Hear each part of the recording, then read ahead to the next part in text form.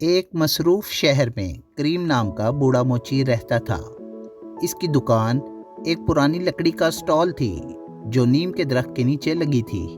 وہ دن بھر لوگوں کے جوتے ٹھیک کرتا اور چند سکے کما لیتا۔ اس کے کپڑے پرانے، ہاتھ کھردرے اور چپل ٹوٹی ہوئی تھی، مگر اس کا دل بہت بڑا تھا۔ ہر صبح وہ دعا کرتا، یا اللہ مجھے اتنا دے کہ کوئی خالی ہاتھ نہ لوٹے۔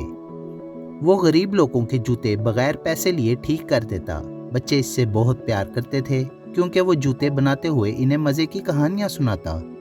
ایک دن ایک امیر تاجر کا جوتا راستے میں ٹوٹ گیا۔ اس نے غصے میں جوتا کریم کی طرف پھینکا اور بولا، جلدی ٹھیک کرو بوڑھے، ورنہ شکایت کر دوں گا۔ کریم نے خاموشی سے جوتا لیا، صاف کیا اور بڑی محنت سے سلائی کی۔ تاجر فون پر مصروف تھا، اسے کریم کے کامتے ہاتھ نظر نہ آئے۔ جوتا پہن کر وہ بغیر پیسے دیے اور بغیر شکریہ کہے چلا گیا۔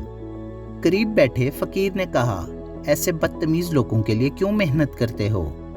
کریم مسکرایا اور بولا، میرا کام جوتے بنانا ہے، ان کی بدتمیزی ٹھیک کرنا نہیں۔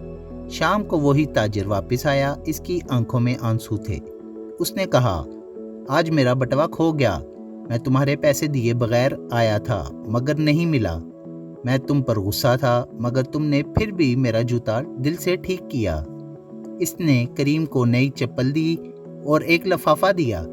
اس میں ایک نوکری کا خط تھا، تاجر کی شو کمپنی میں سلائی سپروائزر کی نوکری کی پیشکش۔ کریم حیران رہ گیا۔ تاجر نے کہا، تمہارے ہاتھوں میں ہنر ہے اور دل میں ایمانداری۔ میرے ورکرز کو تم جیسے استاد کی ضرورت ہے۔ کریم کی آنکھوں میں آنسو آ گئے۔ اس نے دکان بند کی اور کمپنی میں کام شروع کر دیا۔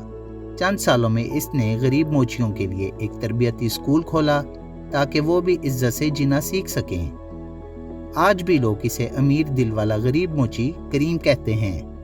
کوئی بھی کام چھوٹا نہیں ہوتا، محنت اور ایمانداری ہمیشہ عزت اور انعام دلاتی ہے۔